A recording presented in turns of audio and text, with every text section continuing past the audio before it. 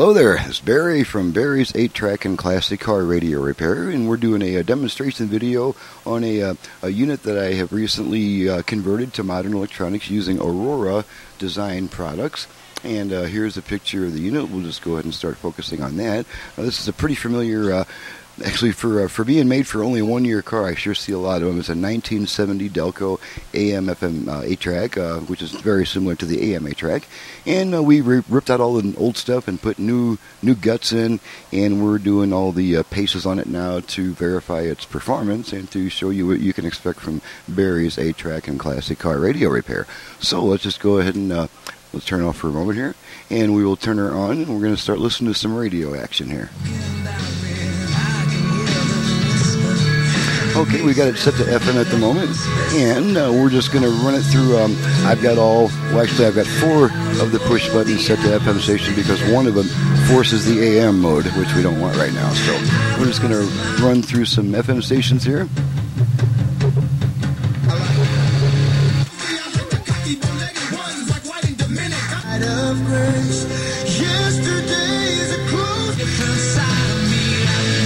Okay, I've got the radio wired so that the FM light is always on when it's in FM mode, and the stereo light is on only when there's a stereo FM station being received.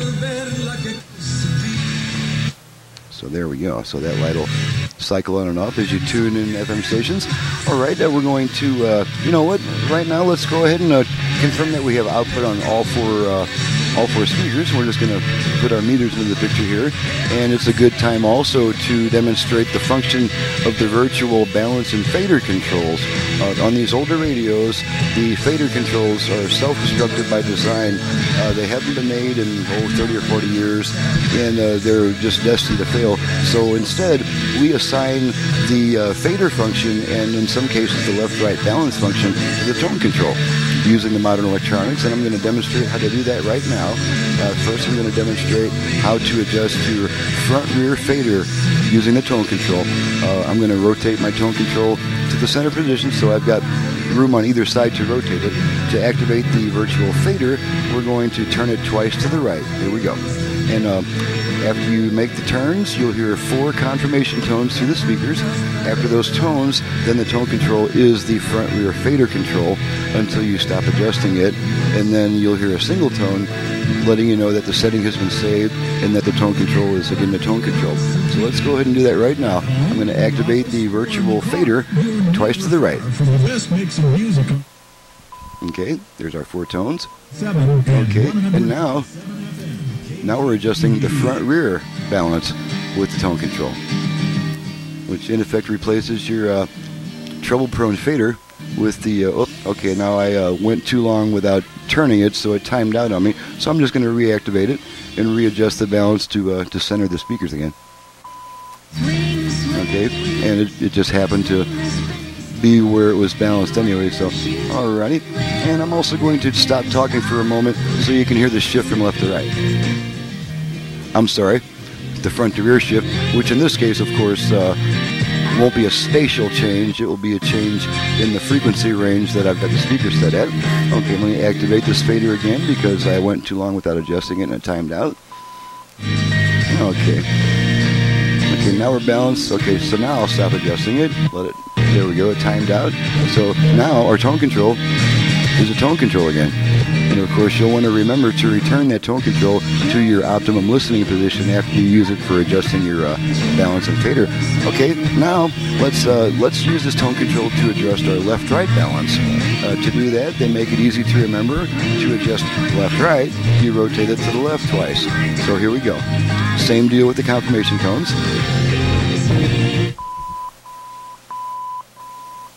Okay, and now we are changing our left-right spatiality.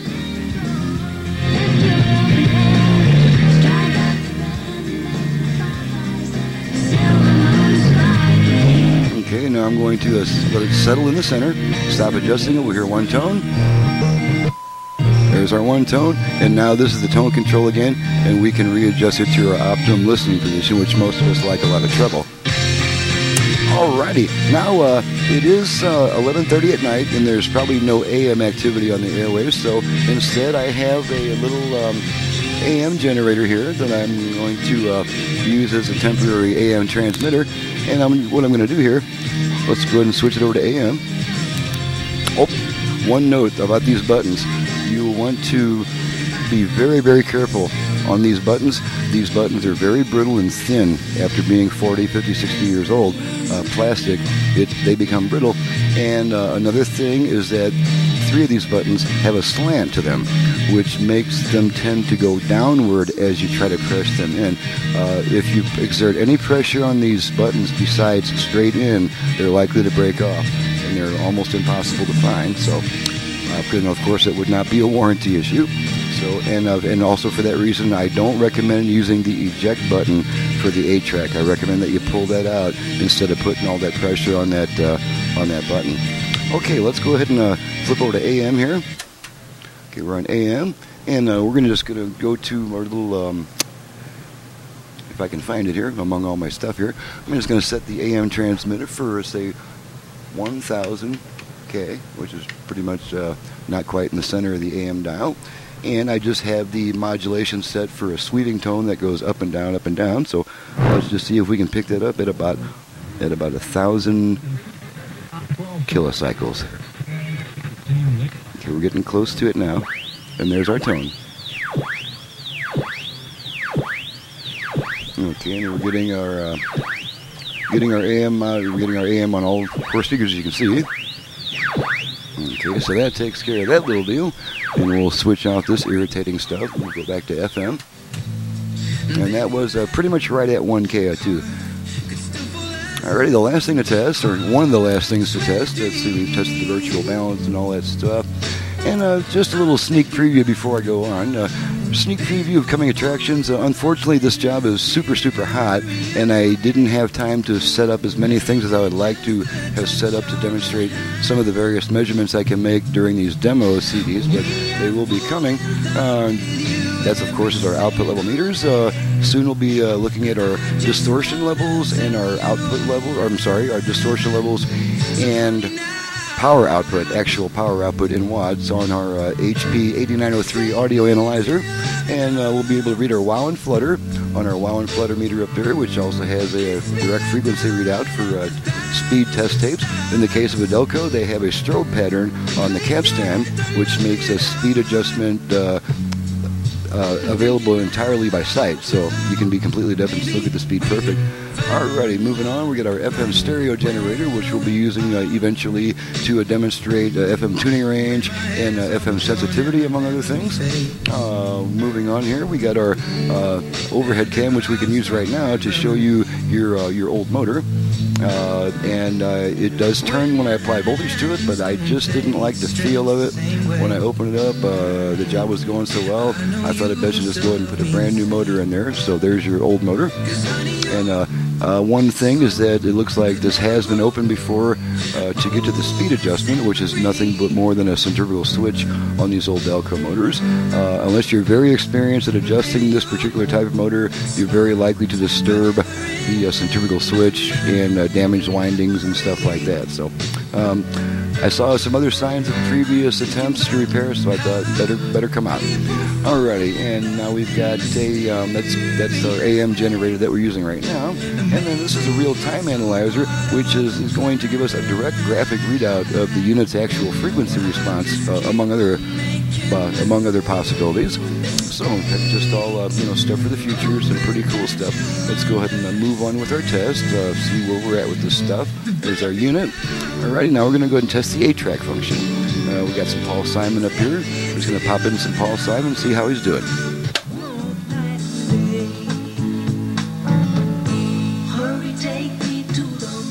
Okay, that is the sound of a head that happens to be in nice shape, and my own special hand-built tape head preamp board, which replaces the old dull-sounding Delco one.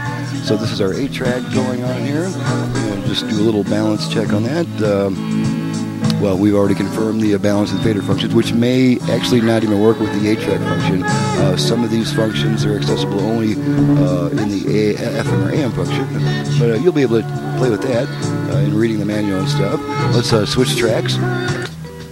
It's a pretty familiar tune there. Okay, of course, you won't have equal balance all the time with a true stereo signal, so there we go. Switch tracks some more. Okay, now the balance is looking a bit more even on that song.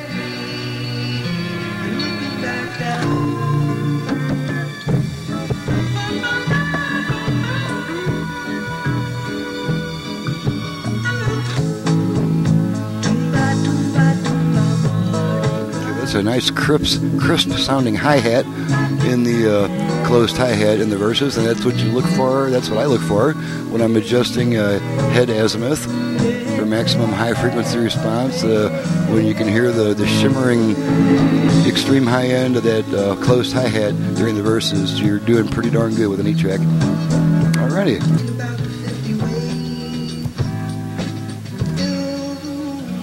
Okay, I will demonstrate the eject button just to show you that it actually works, but again, I do not recommend that you use it. It takes a lot of pressure to push that tape out, and buttons are not really cut out for that anymore, I don't think. Let's go ahead and try another tape just to make sure we didn't get lucky. Let's pop in a little Partridge Family, your favorite and mine. I know that someday we just made up.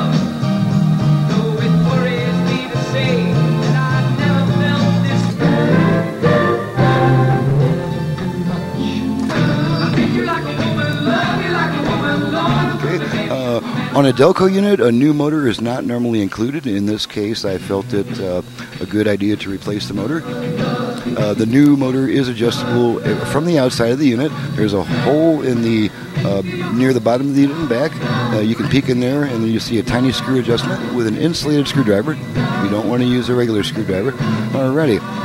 So that's all cool with the tape deck and everything.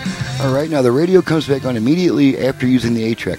After you use your line input, there's a 20-second delay before the radio comes back on, and there is complete silence during that delay. The reason for that delay is because it uses what's called a Vox circuit, a voice-operated switch, that wants to make sure that the unit is not constantly trying to switch back and forth between songs or during quiet music passages, so it's set to hold on to the signal for a little bit longer than it really needs to. So there's a 20-second delay before the radio comes back on after using the line input. If you don't like the delay, simply turn the radio off and turn it right back on, and it cancels out the delay, and the radio will work again immediately. So let's just do a quick test on this line input, and all I do with this is I just feed a test tone into it and make sure that it forces the radio to switch over to aux mode and allows the signal to come through both sides. Okay, so let's just do that real quick. Where's that aux jack? Here we are.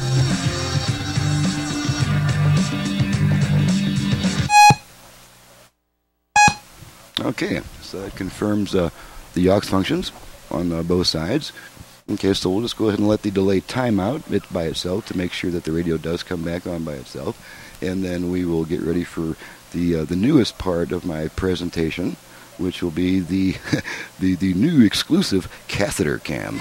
Okay, there's our radio. Alrighty, now let me see if I can figure out how to get this catheter cam thing going on here. Turn that sucker on. It's not coming up. Okay, it came on. Alrighty, so let's see if we can switch over to that catheter cam. Whoops, that's not a catheter cam, is it? The catheter cam is going to be right here. There we go. Okay, so we're just going to take a peek inside here. We're going to show you some stuff about this tape deck. All right, here we go. We're going to do this Hitchcockian style, just like the beginning of Psycho. It's coming in through the hotel window. Oh my God! Here we go. Okay, now we are inside. We're going to kick down the lighting a bit so we don't have as much glare.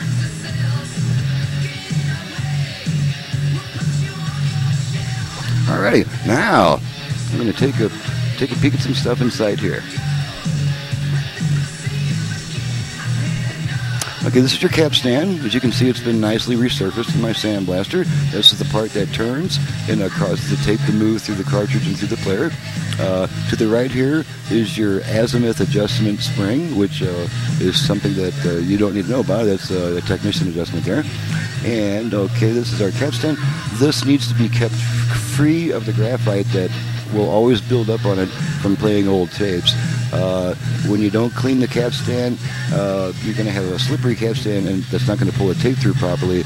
And it's part of the customer maintenance. As you can see, the little plastic spacer behind the capstan is completely clean, free of any gunk buildup, grease, dirt, tape residue. Okay, there's your head. If this is your existing head, doesn't look all that great, but it sounds fantastic, so it's good. And over here is your automatic track change sensor. And that's nice and ready for action there. And we can see all through the nooks and crannies that everything's nice and clean. There's no dirt or gunk buildup in the corners. In the tight spaces, nooks and crannies, everything's been lubricated. Everything looks pretty. It's all cool. There's your head. Okay, back up a little bit. Okay, that's our retention roller. That white round thing is the switch that switches between the tape and the line input when you push a tape in. And incidentally, in order to have complete isolation between the tape preamp output and the external line input, you don't want to just hook them together because one's going to interfere with the other, cause distortion, and possibly even damage. So you have switching. Because of the switching, the Bluetooth function will not work while the 8-track is in use, simply because it's... oh, wait a minute. No, never mind. There is no Bluetooth function. What I meant was that the... never mind that. This one doesn't have Bluetooth, so that's not an issue. Alrighty, so there's our little new exciting catheter cam picture of all that cool stuff, and what the owner needs to do to keep it in good operating condition. You definitely do not want to play tapes that have not been serviced with a new foil splice and a new pressure pad, because this will cause, it's not a question of if, it's a question of when. An old tape that you picked up at a yard sale is going to break inside that machine, get wrapped around your capstan, and then you're going to be messed up because it takes a professional sometimes to remove that. So we have completely tested every little aspect of what we're doing here, and I thank you for your interest, and whichever customer this is, I thank you for your business.